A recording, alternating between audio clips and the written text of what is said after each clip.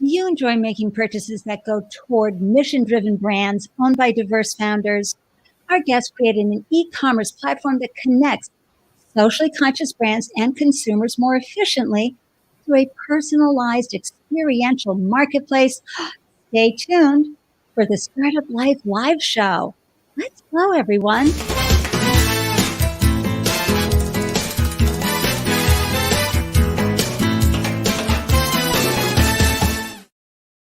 Hello, everyone, and welcome to the Startup Life live show. I'm your host, Ande Lyons, 4 times founder and startup champion to founders around the world. And after raising 4 businesses of my own, I now share founder startup stories to help newly minted business owners find solutions and inspiration they need to succeed. And thank you for carving out time to tune in and up your founder game while hearing and cheering on a fellow founder. You never know what resource, tool, solution can be found while listening to a fellow founder startup story. You could have the biggest aha moment, right?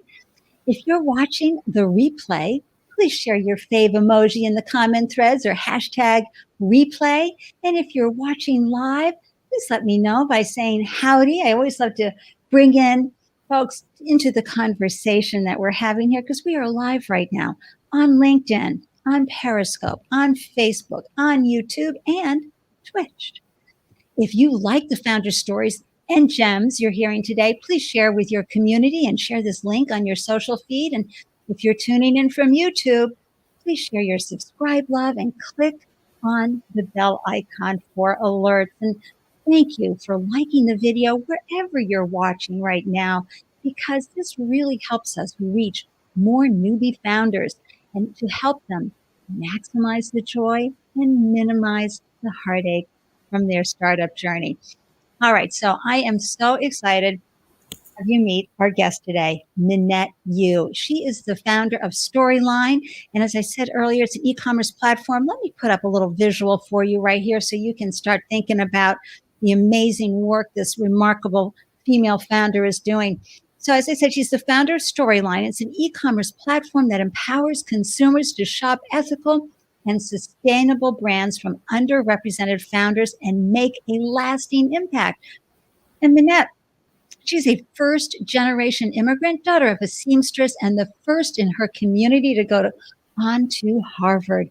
And having launched retail products her whole career, Minette is passionate about challenging the status quo, elevating underrepresented founders, and making it frictionless for shoppers to make a social impact with their dollars. Oh my gosh, this is where I'm at right now. I got my clappers ready to go because I can't wait to bring Minette into the room. Welcome to the show, Minette. Yeah. Hi, everyone. Thank you, Ande, for having me. I'm so glad that you've joined us here today to share your stories. Where are you hailing from? I am from Austin, Texas. Just moved here a month ago. Yay. You were here in Boston for a while, right?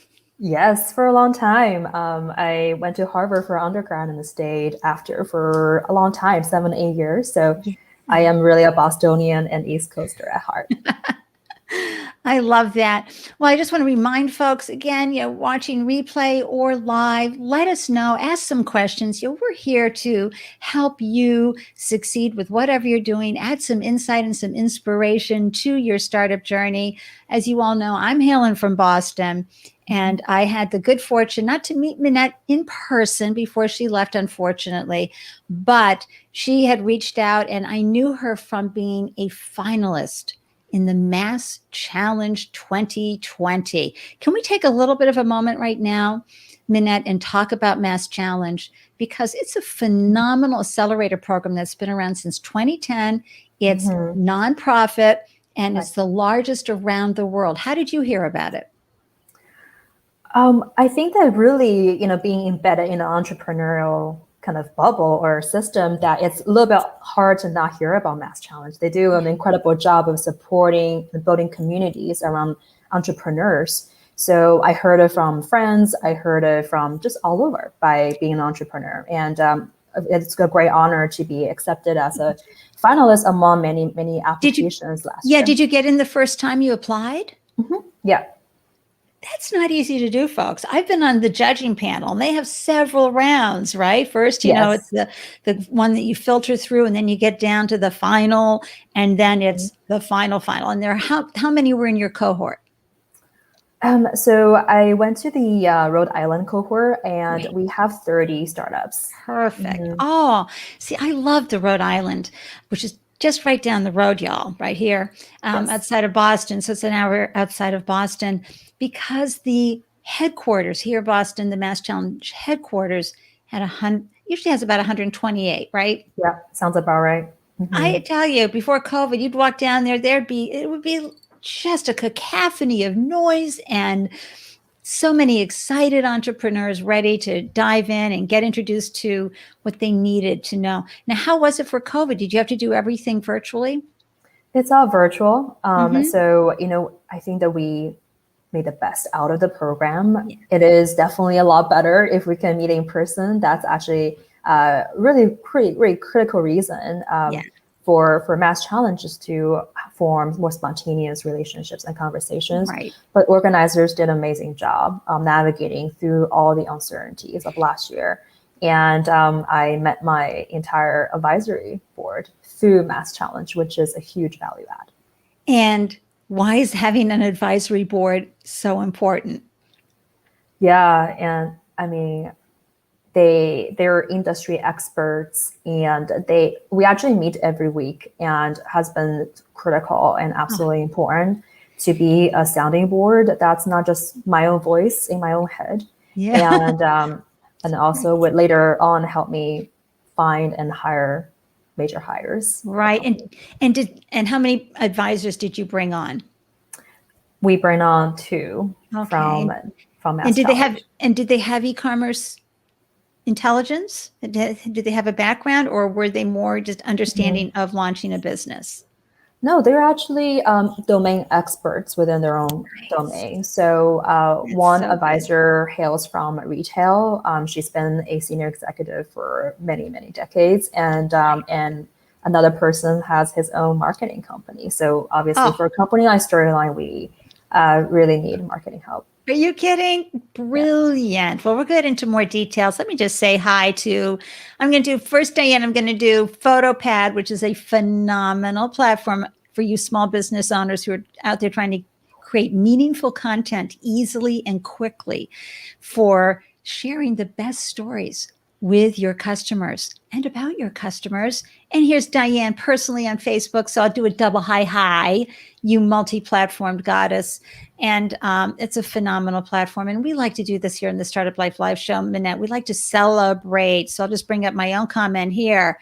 Amplify your brand. Share your business name, one-liner, and website URL in the comments so we can pull it up and do a woo-woo for all, what you're doing. Because look, who else is celebrating you, right? You look around your office, especially during this pandemic period that we're in, there's nobody going, you go, Andy, you go, Minette. Or when I often sometimes, Minette, when I feel like I've really scored something, whether it's just even coming up with a great title or a great write-up or sponsorship or whatever, I come outside my office door and I go, and I do an alert. Whoop, whoop.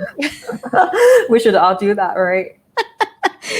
And, a little happy dance. Yep, she's the woman.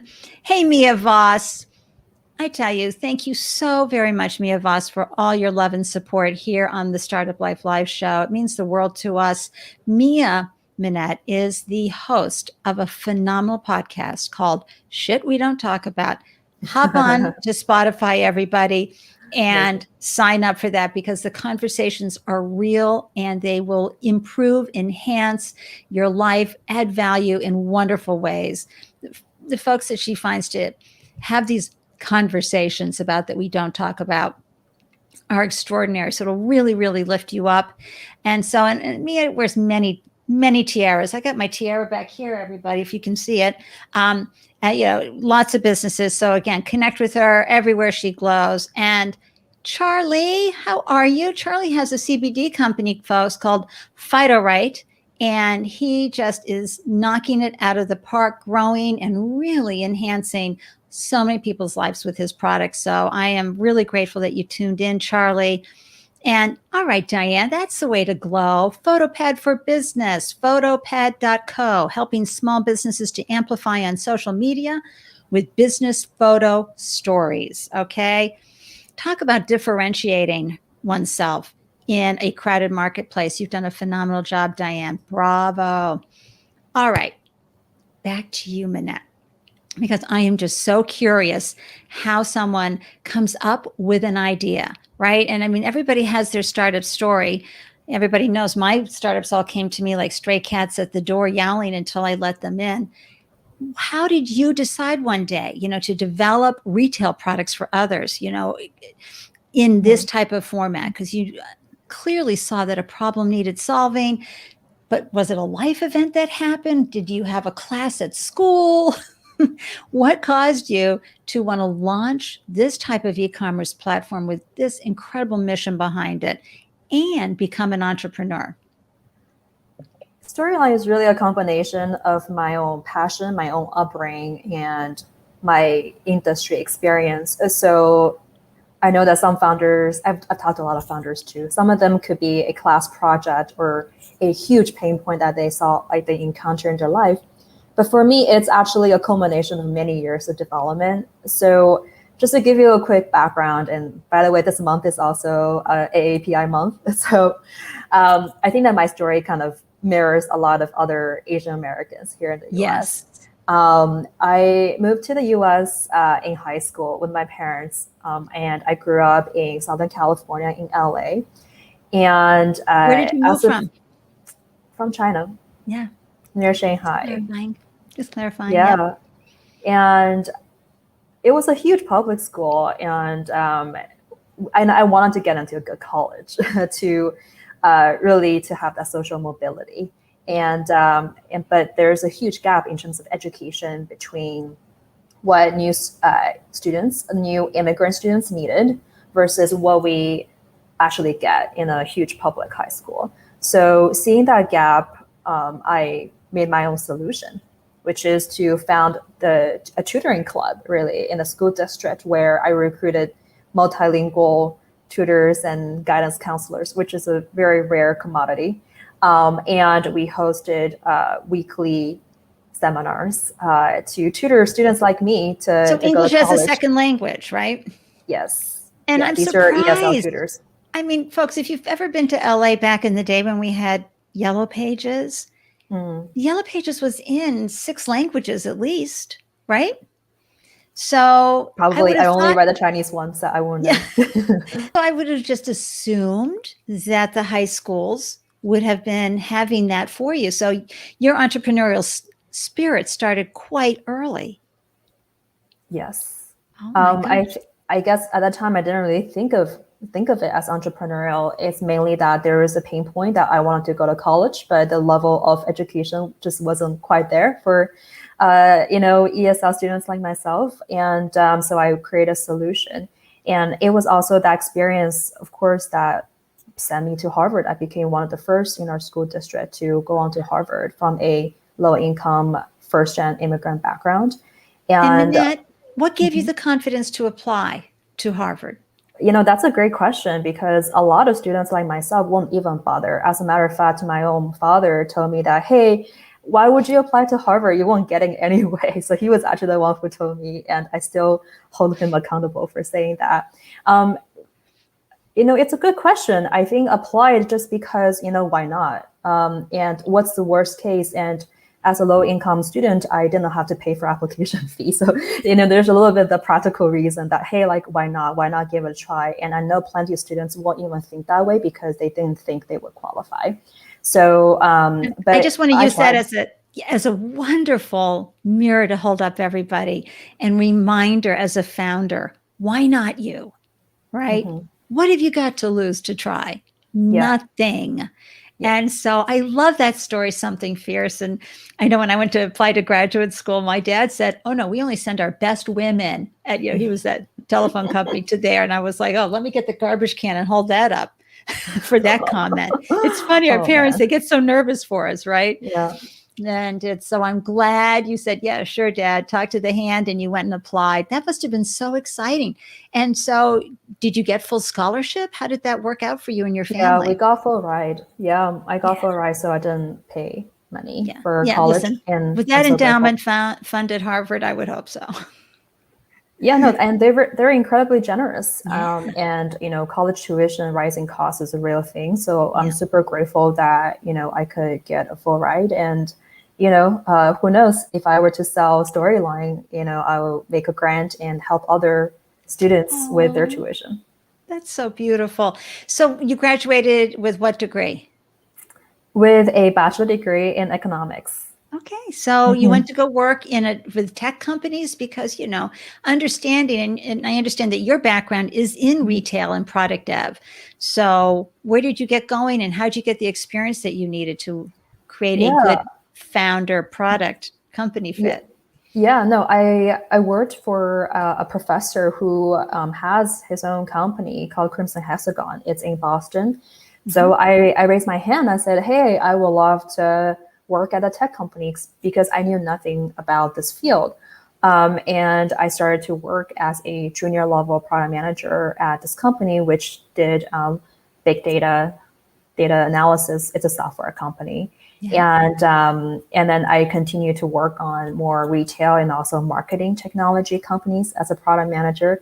Got pretty technical through those roles, and it was also experience in those companies that let me really take a insider view into what mission-driven brands needed in order to grow and scale. And it was also in those roles that I saw the gaps Yeah. where a lot of the underrepresented founders, meaning minority, Hmm. women, and LGBTQ community founders, face when growing and scaling their companies. So that was the first kind of aha moment that led me to think, okay, the companies that I'm currently working for are solving a small part of their problem, but there's actually much bigger problems at play.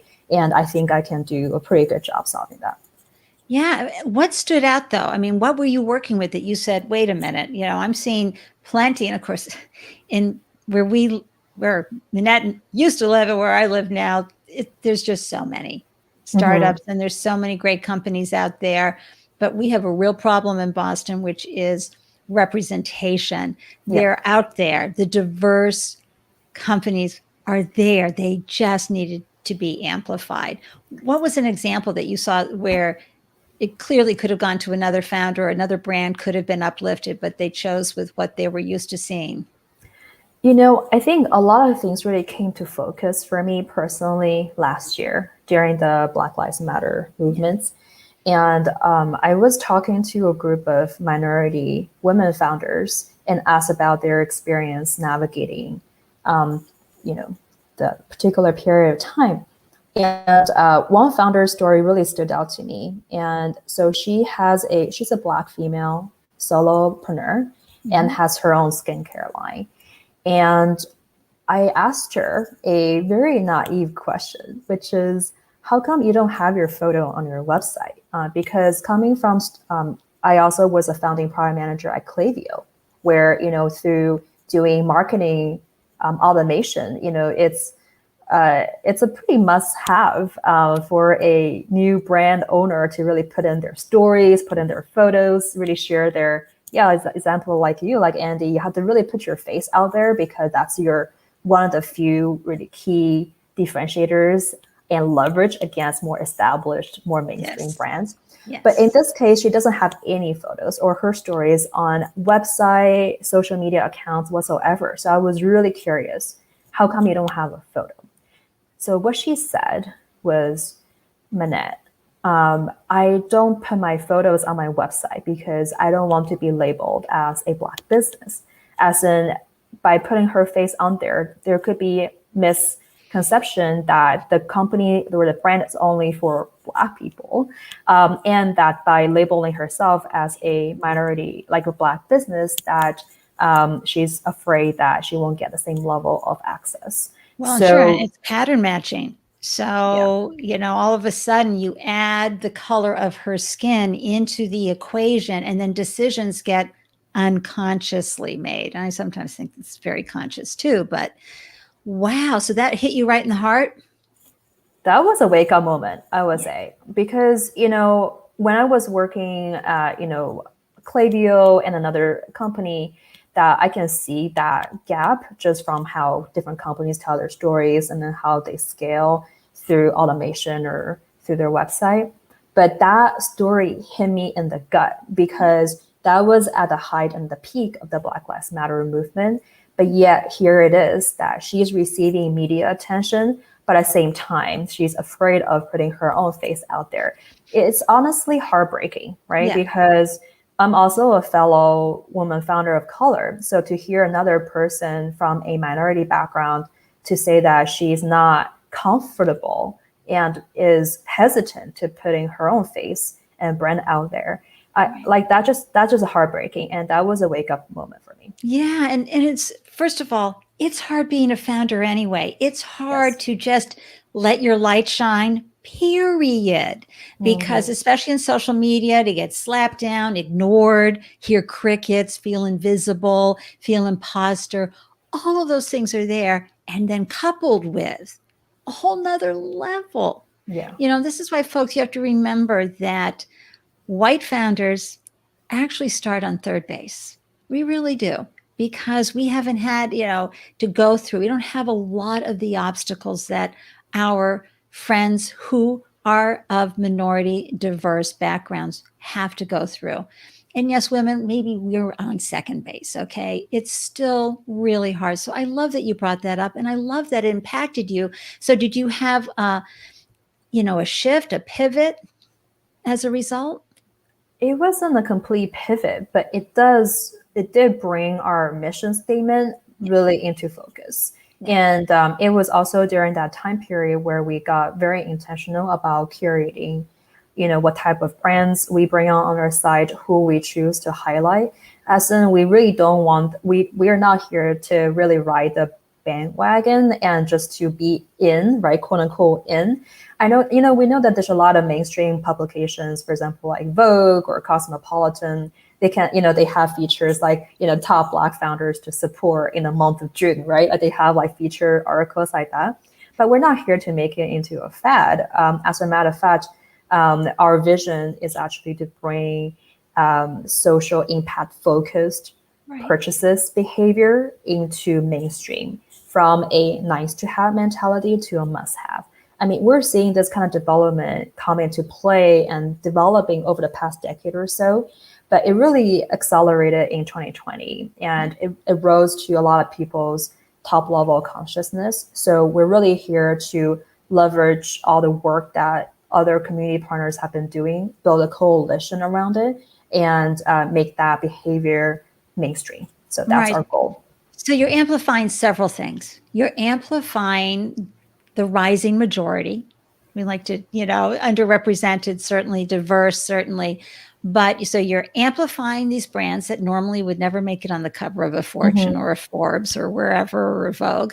Secondly, you're amplifying the mission, which is ethical and sustainable brands who care about what you put into your body and what the carbon footprint is for their product and their brand.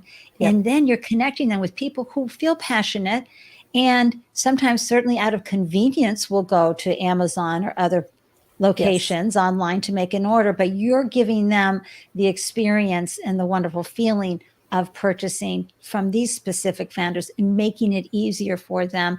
I love that. Something fierce. Diane, thank you so much. It is hard to be a founder, and we do have all of the feelings of insecurity and imposter syndrome. So you are never alone. And I have a TED Talk for that with a exited billionaire founder who 30 years later still feels like an imposter. So it doesn't go away. It's just how quickly you shift out of it. So you've got the platform going, you're in Mass Challenge, you're really pulling things together. My first question is, did you have a CTO? Not yet, but we'll have a fractional CTO pretty soon. Excellent. So, so you had to figure out that component because you were bringing your development side, but not in the actual tech side to the platform. That's awesome.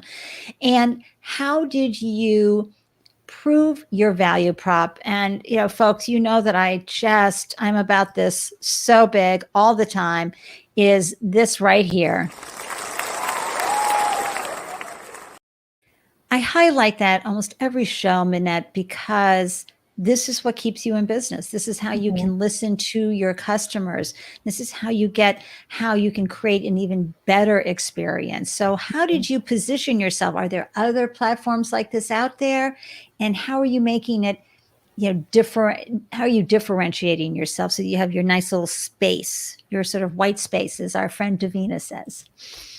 Yeah, and you're talking about Davina from Element Empathic. Yeah, she's wonderful. A couple of things is I also, because I come from a product management training or background, that finding that product market fit is absolutely critical, and there's cheaper, easier ways to prove that without building the product.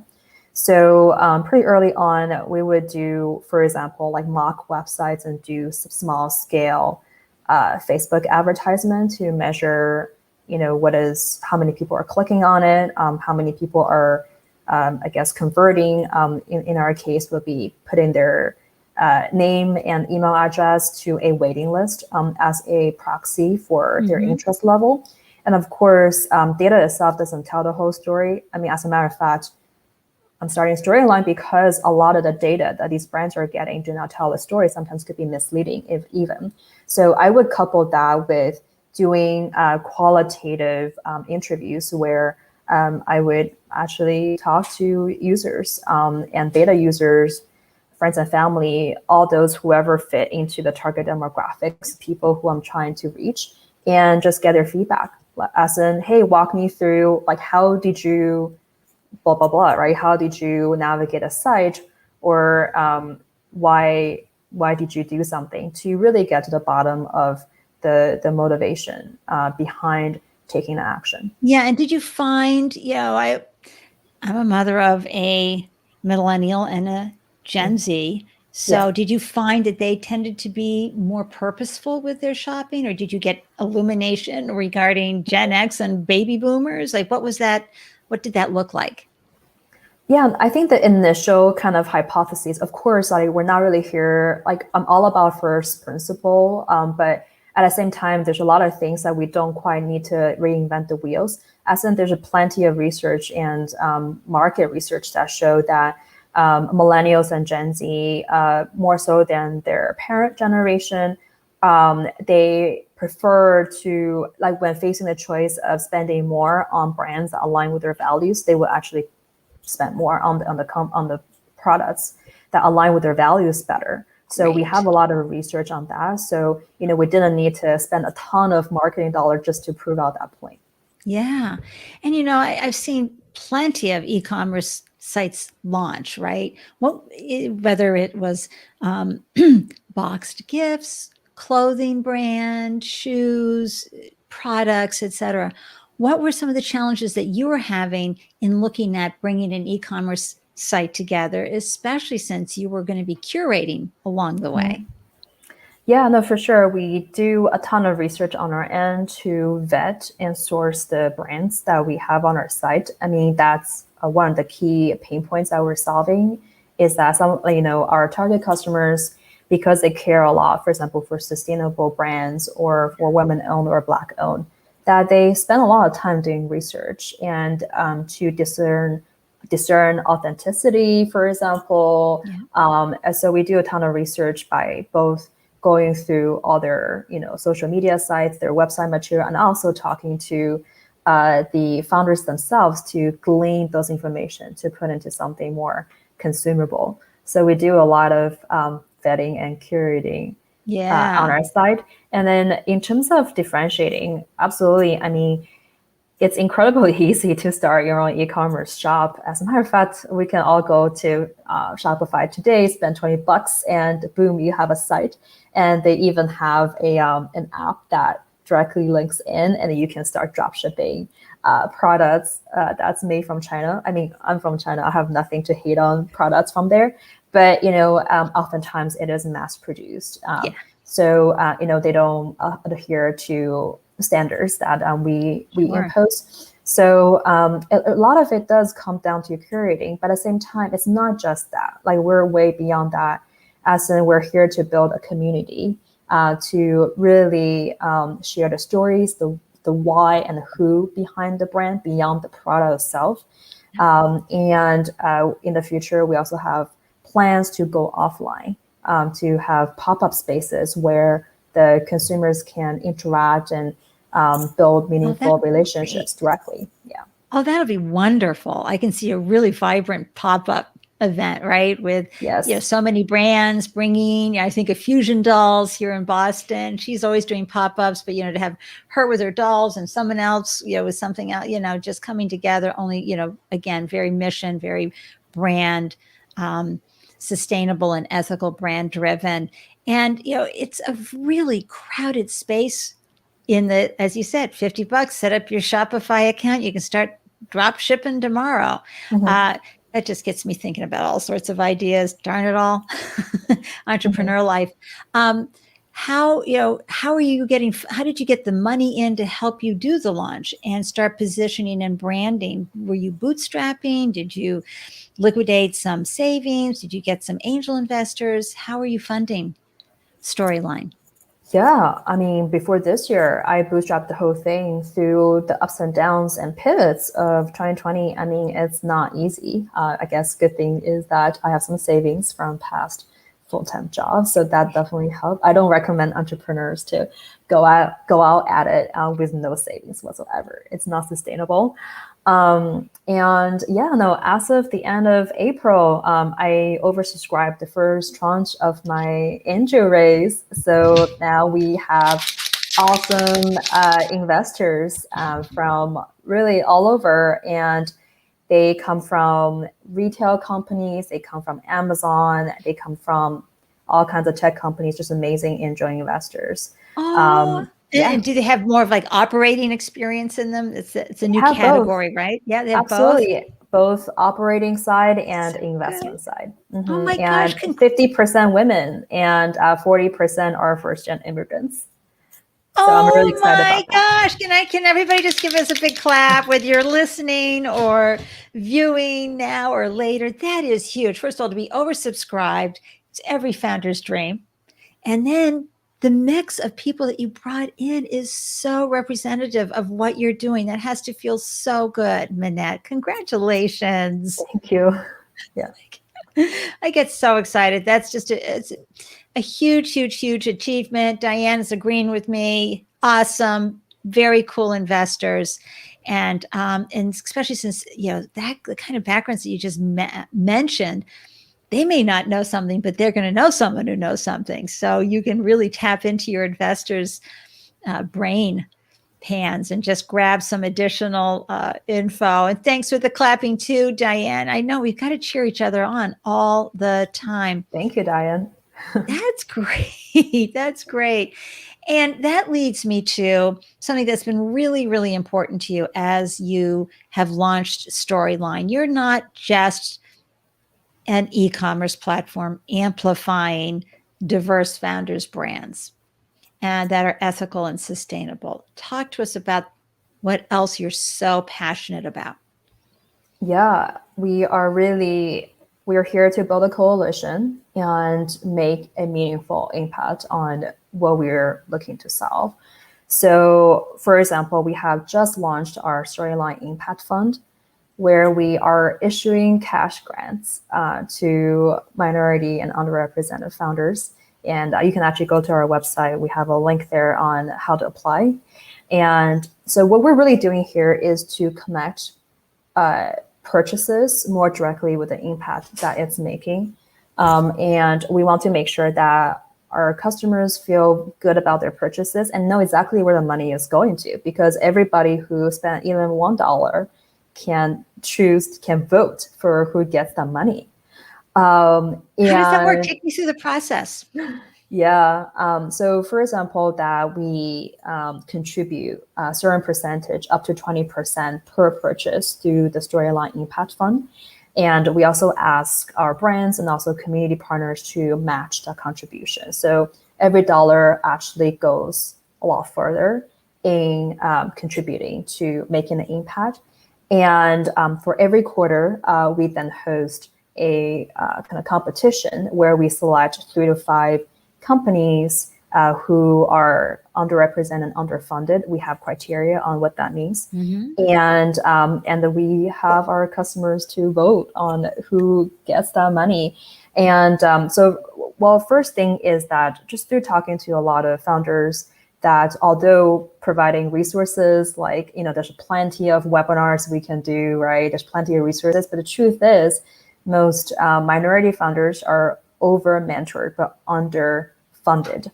And there is a lot of organizations out there looking to bridge that gap and solving that, which is awesome.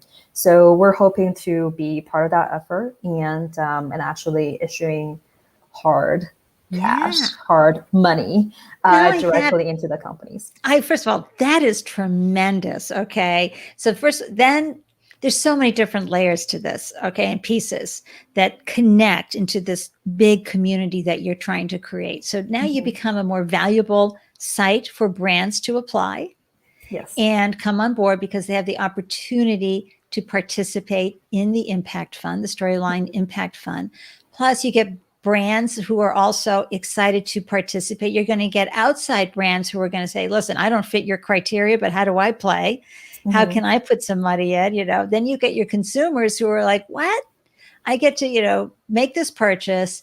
A percentage gets put into this impact fund and I get to come by every quarter and vote. Not just, with my wallet, but with my with values. Is that your tagline? Yes. Right? So our tagline is vote with your wallet because, and it's literal. I know that there are other sites or companies I would say, hey, like more of a figurative speech, but hey, we're here to throw out the traditional rule book, saying that, hey, why not do this? And Ande, you're absolutely right in kind of dissecting the motivation behind launching that program. Absolutely.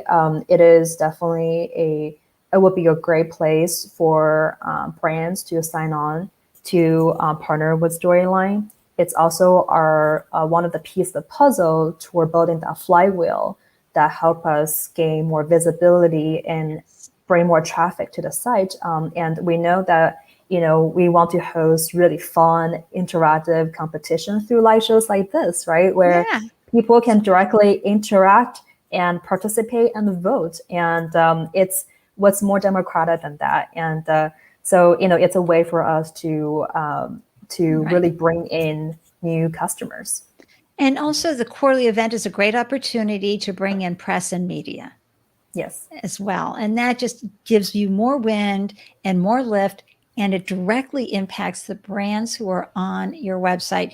This is always our challenge, folks, as we build, and it's a little easier for e-commerce sites because they can drive traffic to the website to actually make a purchase. Those of us who are in service, we're just a sparkle in the sky of many stars.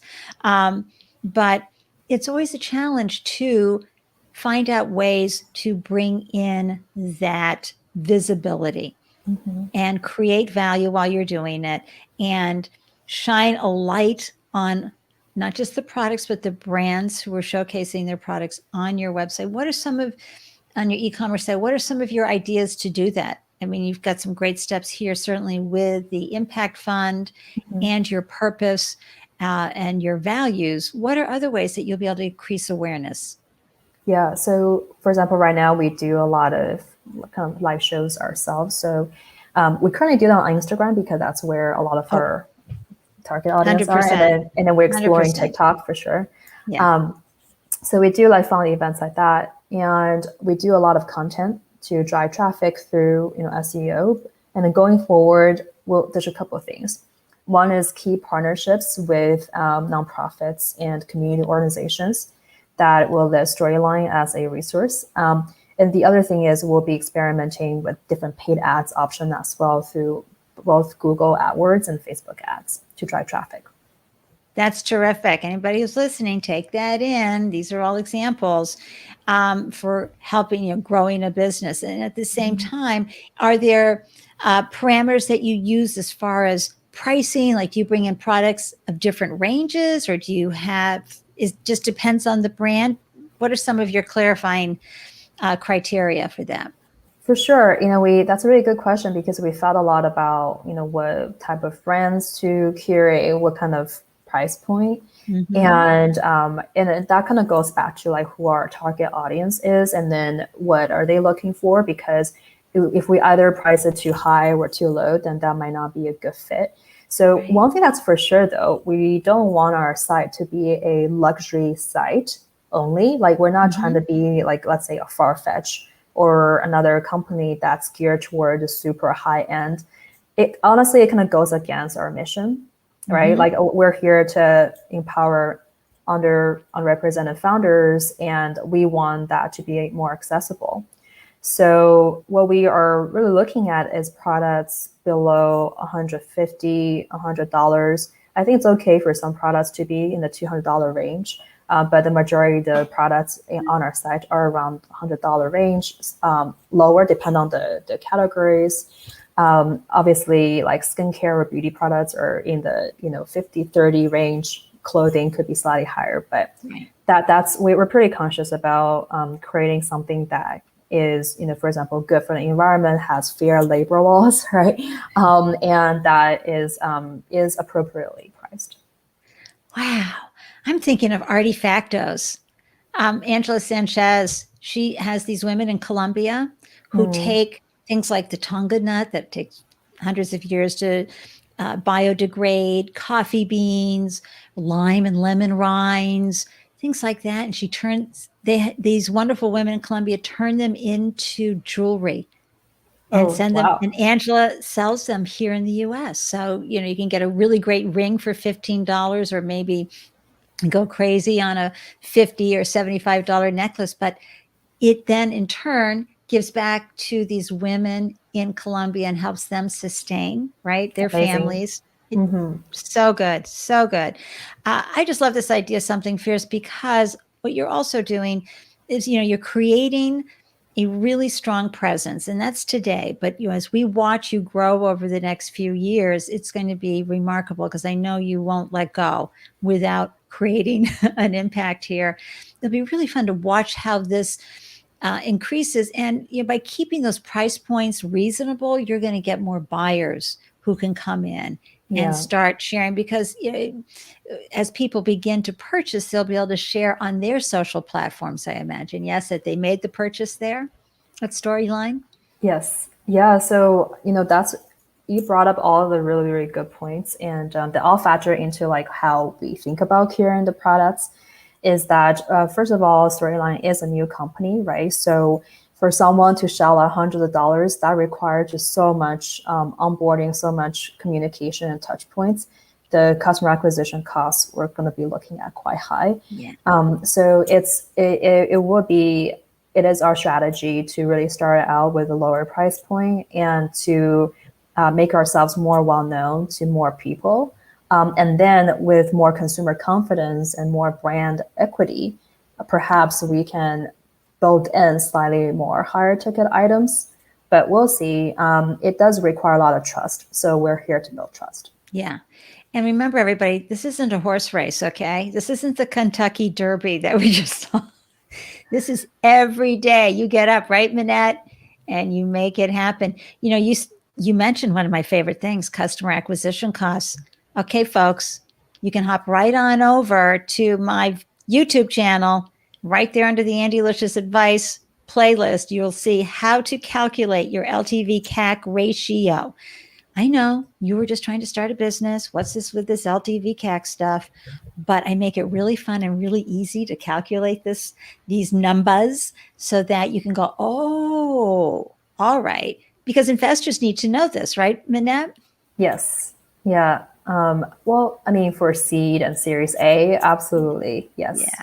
So when we talk about long-term value, will they keep coming back? That's what you're going to want to know. Well, how many times will they come back? It won't be as hard to bring them back. Once you get them on board, then they'll keep coming back because, I like that brand. I'm going to reorder here and I'm going to be coming by to vote and I'm going to see something else I like. So that shows you the long-term value. And then the customer acquisition costs, Minette, and you can probably talk more about this than I can. Yes. Like, how do you calculate it? Yeah, so we're actually in the process of really calculating that because so far we've done more organic customer acquisition. So going forward, we'll also do a little more paid now that I've raised some money, right? So this kind of goes hand in hand, you need capital to invest. So we have some organic customer growth numbers. This is really calculated from how much time we put in.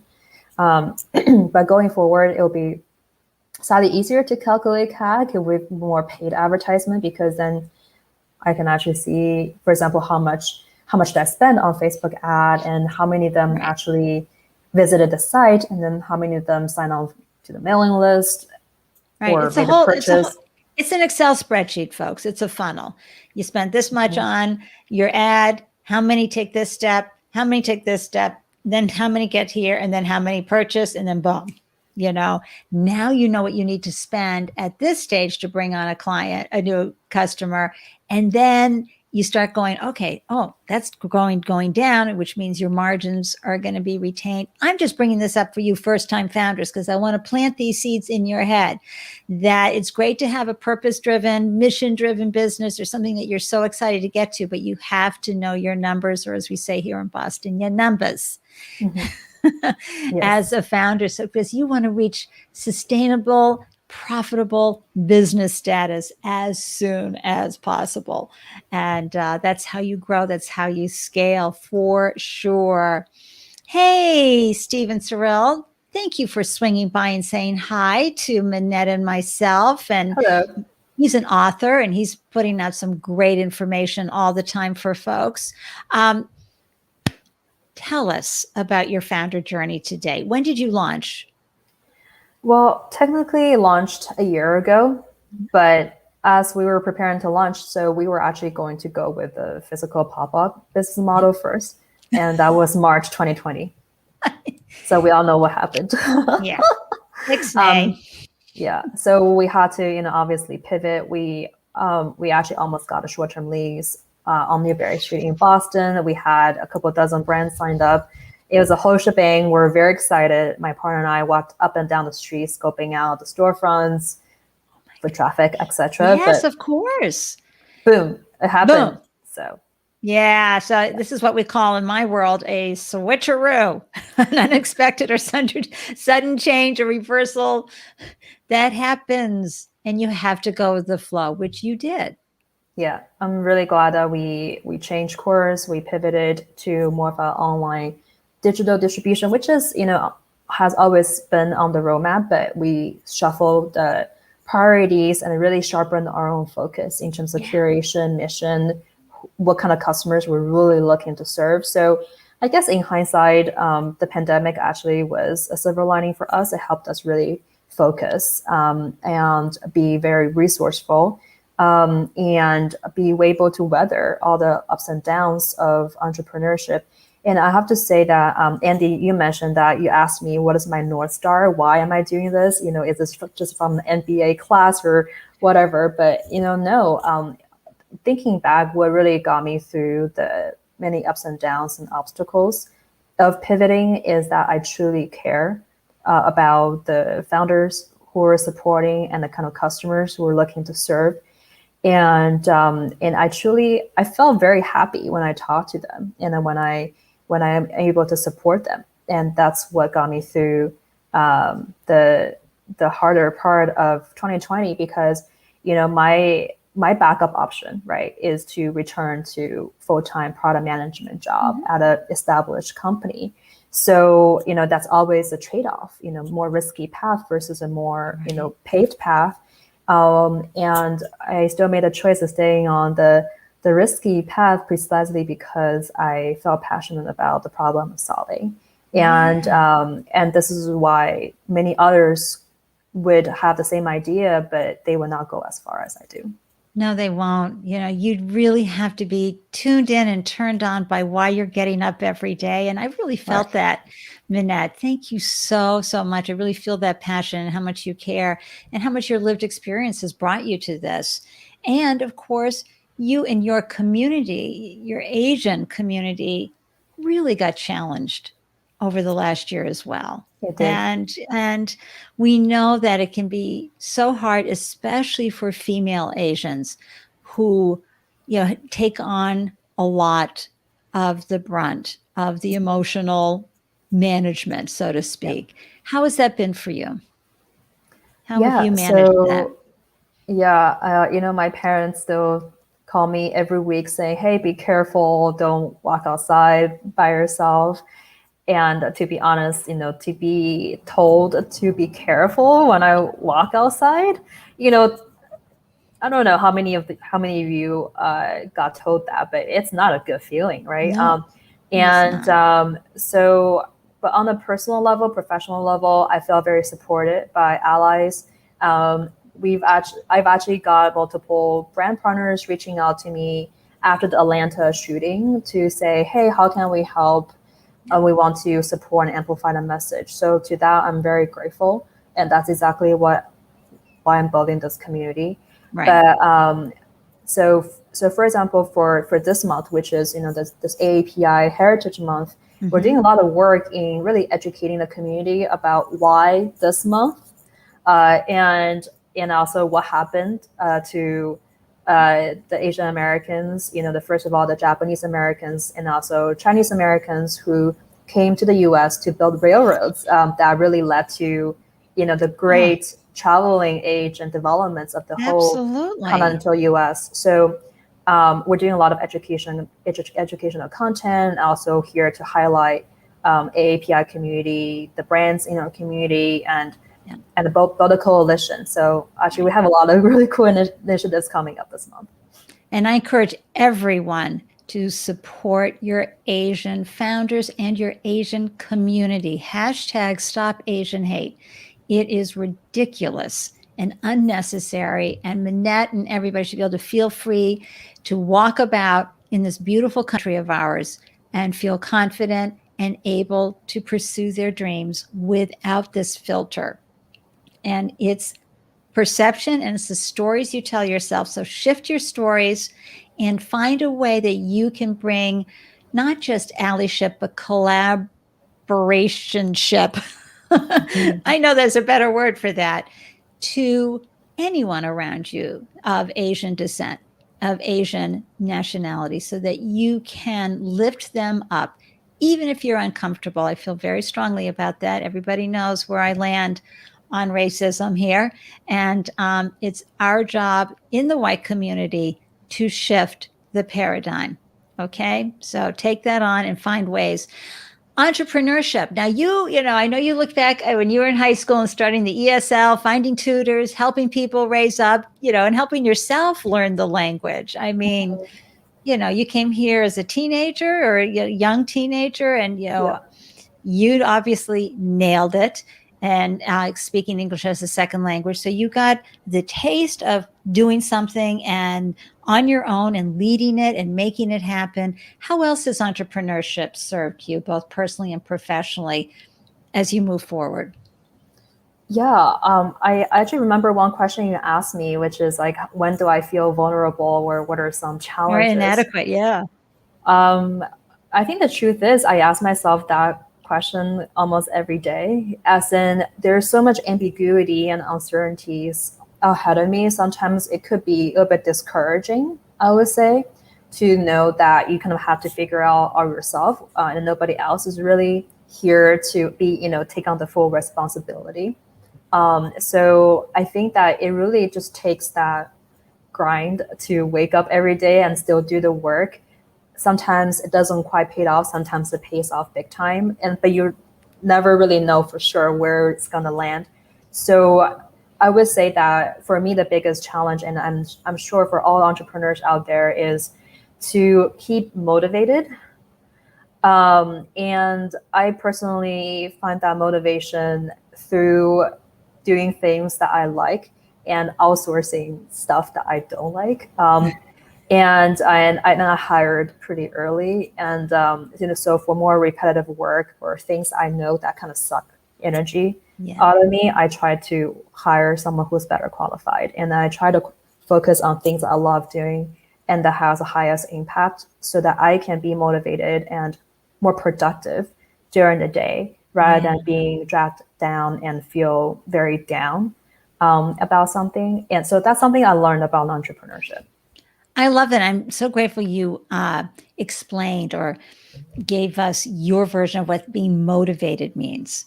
Because, to me, that's a stitch it on a pillow, folks. As a founder, you need to stay and keep motivated. And that means you've got to work your brain to do that. So I'm going to say, keep motivated. Whatever that looks like for you, because that's how you have to recharge. I mean, I play great music before I go live. It's the same thing. You've just got to jazz yourself up. Go, go, go. Think of the football coach is going, yeah, we're down by 30 points, but we got this. Now go out and show them what you made. Yep. Whatever it is, it works. So keep motivated. It's not woo-woo. It's important to get your mindset. Be like the athlete. I love that. And I love that you joined me and shared this powerful platform that you have created, because we can all hold this in our own hearts right now and watch you, month after month, how you grow, how we can support you, and let us know how can we support you. So let me bring up the photo again. You can go to your website, StoreyLine.com, and Instagram story, that's StoreyLine for folks who are listening to this show, and support. How else can we support you, Minette? I think those are the best part. And this weekend is also Mother's Day. So if you're looking for a high impact gift for your mothers, we have a really cool collection. But otherwise, follow us along, give us a follow on Instagram, come to our site, check it out. And we'll love your feedback. So yay. I love that. Thank you so much for joining me. And I'm going to pop you into the quote green room and close out the show, and then come back to give you a virtual hug. Okay. Thank you. Thank you. Okay. Are you inspired and motivated from this conversation with Minette? I mean, she's a first-gen immigrant. So she came over in her early teens, and look where she is today. Clearly, she's going to make this business work, because who applies to Harvard under her circumstances, right? She's like, why not me, right? That's the attitude that you have to have as a founder, as you're going out, well, why not my company? Why not this product? And then continue to listen to your customers and get the information that you need from that. And speaking of being motivated and staying motivated, Friday on the Startup Life Live show, May 7th, we have a really unique founder here joining us. It's Drew Duperval, and it's Friday, 12 noon EST. He's a serial entrepreneur and a startup consultant, helping entrepreneurs monetize their passion, start their business, and manifest their 5-year vision. Because when you launch a startup, folks, staying focused on critical path activities can be your biggest challenge, especially when you are transitioning from an employee mindset to an entrepreneur mindset. And Drew is the founder of Young Hustlers Under 40, aka at YHU40. And this is a business and personal development network for entrepreneurs dedicated to helping entrepreneurs save time, scale their businesses, and expand their network. Oh my gosh, accountability coaching. I can't wait. I follow him on Instagram. He always has the best advice. He's pure deliciousness. And he's reading profound books and helping folks do the work that's necessary to keep upping their founder game. So I'm so thrilled that he's going to come on and share his wisdom and his hustling under 40 wisdom with us. All right. Well, this has been a delicious conversation. Of course, it is May 4th, 2021. So I'm going to just say it. May the 4th be with you. And as you go about your week and your days, please remember this. You are braver than you believe, stronger than you seem. I know there are days when you don't feel that. And you are, as we say in Boston, wicked smarter than you think. Please remember that. The founder journey is building you up every single day. You never lose when you start a business. Until I see you next time, wishing you a delicious day wherever you glow. Cheers.